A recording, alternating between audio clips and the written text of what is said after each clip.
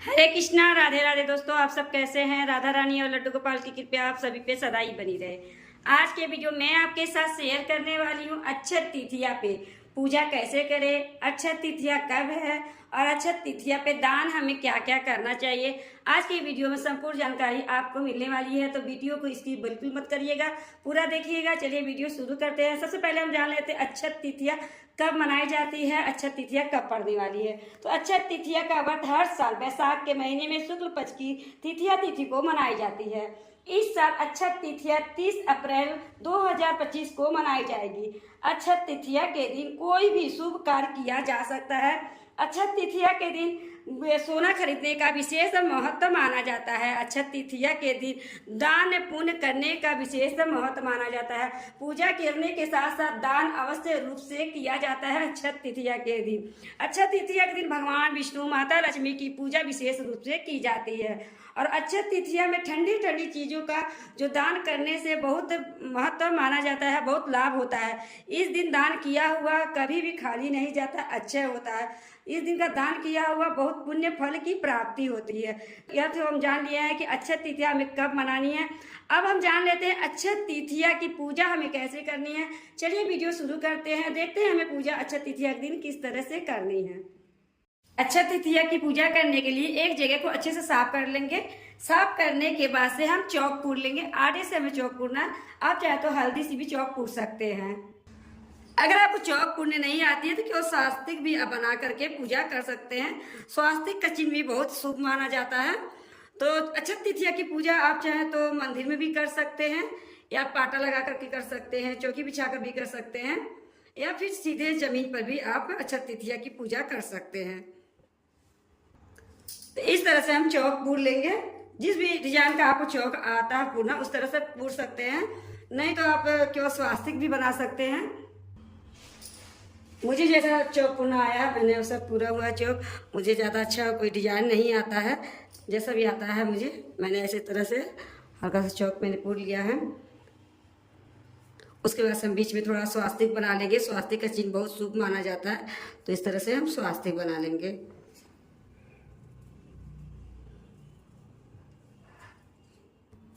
तो चौक हमने पूर लिया है। इसके बाद से हम लोटा ले लेंगे। इस तरह 4 लोटे हमें चाहिए। आप चाहे तो मिट्टी के छोटे छोटे जो घड़े आते हैं वो भी ले सकते हैं। तो मैंने यहाँ पर 4 लोटा लिया, छोटा बड़ा जैसा भी साइज आप ले सकते हैं। क्योंकि कलश का स्थापना के बीच माता लक्ष्मी को हम विराजमान करते हैं अक्षय तृतीया के दिन।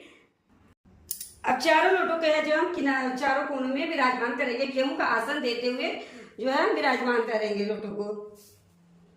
इसके बाद से एक मिट्टी का हमें घड़ा चाहिए जिससे हमें दान करना रहता है। तो इस तरह से मिट्टी का घड़ा ले लेंगे, उस पर हम स्वास्तिक बना लेंगे। देखिए हमने स्वास्तिक बना लिया है। तो चंदन से स्वास्तिक बनाया जाता है अक्षत तृतीया के दिन। तो अक्षत इस तरह से आप स्वास्तिक बना ले। स्वास्तिक बनाने के बाद से हम जो कंठ में है कलावा लपेट लेंगे। खाली जो दान नहीं करना चाहिए घड़ा, तो इस तरह से हम कलावा लपेट लेंगे। उसके बाद से गेहूं का आसन देते हुए हम कलश को विराजमान करेंगे बीचों बीच। इसके बाद हम चारों जो है कलश है उसमें हम जल भर देंगे। शुद्ध जल भरना हमें।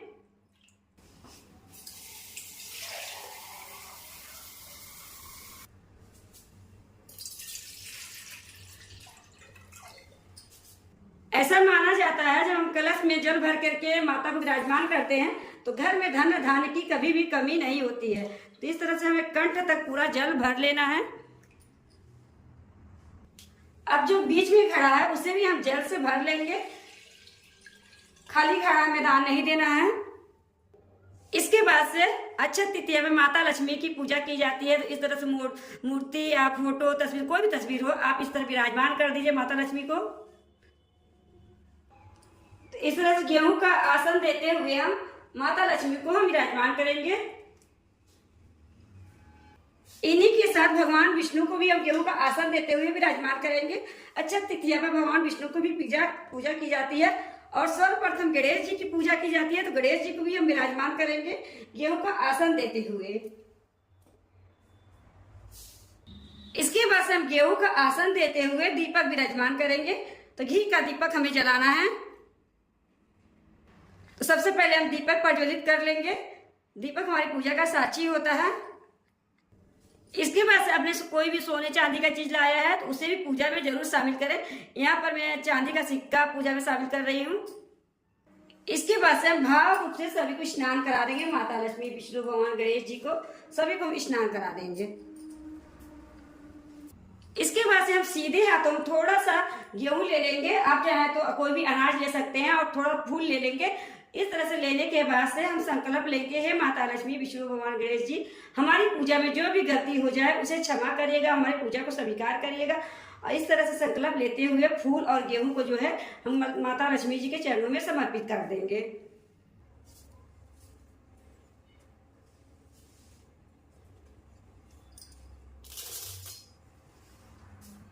तो सबसे पहले हम तिलक कर लेंगे चंदन से। गणेश भगवान को कर लेंगे, विष्णु भगवान जी को कर लेंगे और माता लक्ष्मी जी को भी हम तिलक कर लेंगे। और जितने भी भक्तगण हैं सभी को हम तिलक कर लेंगे और चारों कलश को भी हम तिलक कर लेंगे।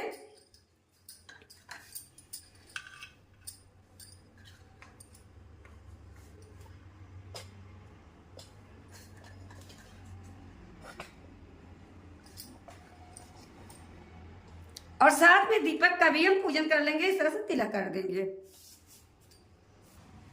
गणेश भगवान जी को रोली से हम तिलक कर देंगे और माता लक्ष्मी जी को सिंदूर से तिलक कर देंगे। हम जितने भी कलश हैं सभी को रोली से हम तिलक कर देंगे।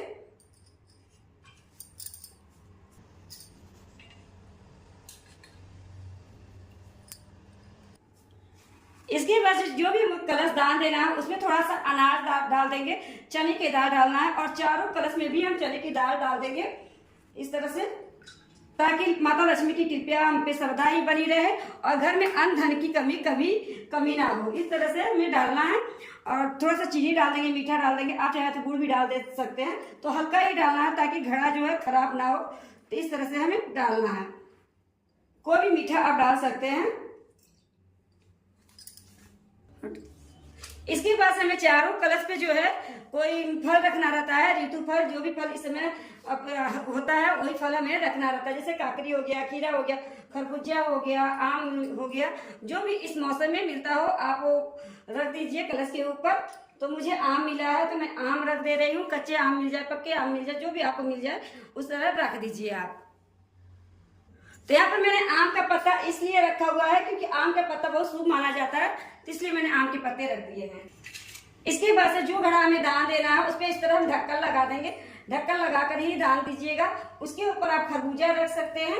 इस तरह जो भी आपको फल मिल जाए, खरबूजा रख सकते हैं, काकड़ी रख सकते हैं। इसके बाद से माता लक्ष्मी को हम फूल समर्पित कर देंगे। जो भी फूल आपको मिल जाए वो फूल आप समर्पित कर दीजिए। भगवान विष्णु को फूल समर्पित कर देंगे और साथ में गणेश जी को फूल समर्पित कर देंगे।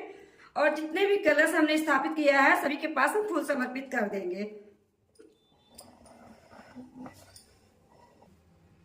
इसके बाद हम दीपक के भी पास ही फूल समर्पित कर देंगे।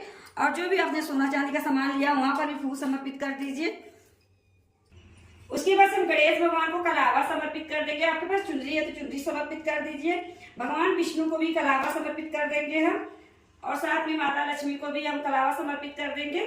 आपके पास लाल चुनरी है तो लाल चुनरी समर्पित कर सकते हैं। इसके बाद से हम इत्र समर्पित कर देंगे। सबसे पहले गणेश भगवान को इत्र समर्पित करेंगे। उसके बाद से हम माता लक्ष्मी को और साथ में भगवान विष्णु को भी इत्र समर्पित कर देंगे। उसके बाद से बहुत ही प्रेम पूर्वक से हम धूप दिखा देंगे। सभी देवी देवता का नाम लेकर के इस तरह से हम धूप दिखा देंगे।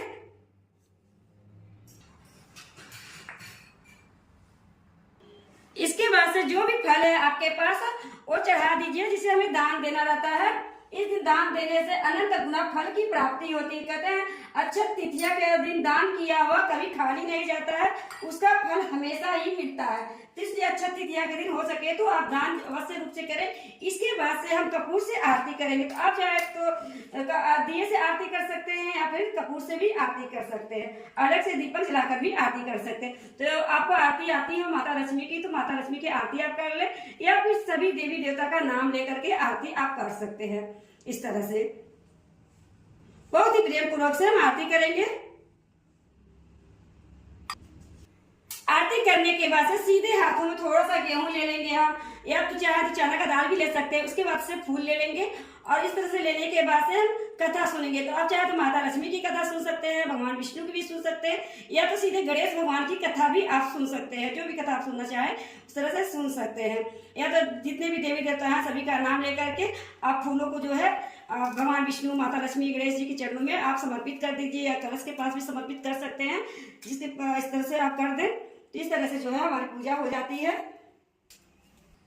तो इस तरह से पूजा करने के बाद से हम क्षमा याचना करेंगे। क्षमा मांगने के साथ आप दक्षिणा जरूर रखिएगा। दक्षिणा हमारी पूजा की कमियों को पूरा करता है। तो इस दिन दान दिया जाता है, जितना आपका सामर्थ्य उतना आप दान दे सकते हैं। करने के बाद से हाथ जोड़ के श्री हरि विष्णु से, माता लक्ष्मी, गणेश जी से क्षमा याचना करेंगे। जो भी पूजा में हमारी गलती रही हो उसे क्षमा करिएगा, हमारी पूजा को स्वीकार करिएगा, हमारी मनोकामनाओं को पूर्ण करिएगा। इस तरह से करने के बाद से हमारी पूजा जो है संपूर्ण हो जाती है। तो इस तरह से हमें अक्षय तृतीया के दिन बहुत ही सरल तरीके से पूजा करनी है। पूजा करने के बाद जब दीपक आपका बुझ जाता है तो जो चारों लोटे पर हमने प्रसाद चढ़ाए हैं उसे पूरे परिवार को आप बांट सकते हैं। पूरा परिवार ग्रहण कर सकता है। और जो बीच में कलश हमने स्थापित किया है, मिट्टी का कलश जो है, उसे आपको दान देना। आप किसी भी जरूरतमंद को दान दे सकते हैं, ब्राह्मण को भी दे सकते हैं, और जो चना का दाल है, चीनी है, उसे भी आप दान दे सकते हैं, और फल जो आपने चढ़ाया उसे भी दान दे सकते हैं। उसके बाद से आप दक्षिणा है जो वो भी दान दे सकते हैं। और फूलों को आपको इधर उधर नहीं फेंकना है, ताकि पैर के नीचे जो पड़ जाता है तो बहुत ज्यादा पाप लगता है। जितना पूजा आप किए रहेंगे उससे कहीं ज्यादा पाप लगता है। तो इसलिए फूल को इधर उधर मत फेंकिएगा, आप पौधे में डाल सकते हैं ताकि खाद बन जाए। इसके बाद से आप गेहूं को और गेहूं मिला करके आप दान दे सकते हैं, या चाहे तो आप चिड़िया को भी खिला सकते हैं, गाय को भी दे सकते हैं। इस तरह से अक्षय तृतीया की पूजा आपको करनी है। तो दोस्तों इस पूजा को आप चाहे तो मंदिर में भी कर सकते हैं, अलग से पाटा लगा के भी कर सकते हैं, और इस पूजा का आप चाहे तो सुबह सुबह कर सकते हैं, या फिर दोपहर में भी आपको जब भी समय मिले आप कर सकते हैं। इस तरह से पूजा हमें करना है। और अक्षय तृतीया के दिन हो सके तो दान अवश्य रूप से दीजिए। जितना आपका सामर्थ्य है उतना आप अपने दान दीजिए। दान देना अक्षय तृतीया के दिन बहुत विशेष महत्व माना जाता है। इस दिन का दान दिया हुआ कभी खाली नहीं जाता, वो कभी समाप्त नहीं होता है। दर पीढ़ी ये जो है फल इसका प्राप्त होता ही होता है। तो इसलिए अक्षय तृतीया के दिन आप दान अवश्य रूप से दे, अपने सामर्थ्य के अनुसार जितना दे पाए उतना आप दे। तो इस तरह से आप अक्षय तृतीया के दिन पूजा कर सकते हैं, दान कर सकते हैं। और कहा जाता है मिट्टी का घड़ा जो देने का दान बहुत ज्यादा पुण्य होता है। मिट्टी का घड़ा अवश्य रूप से दे, और जितना अनाज आप दे पाए उतना दे सकते हैं अपने सामर्थ्य के अनुसार। तो दोस्तों आपको छोटा सा वीडियो कैसा लगा, अच्छा लगा हो तो वीडियो को लाइक कर दीजिएगा। चैनल को सब्सक्राइब नहीं किए तो चैनल को सब्सक्राइब कर दीजिएगा। अगले वीडियो मिलते हैं। राधे राधे।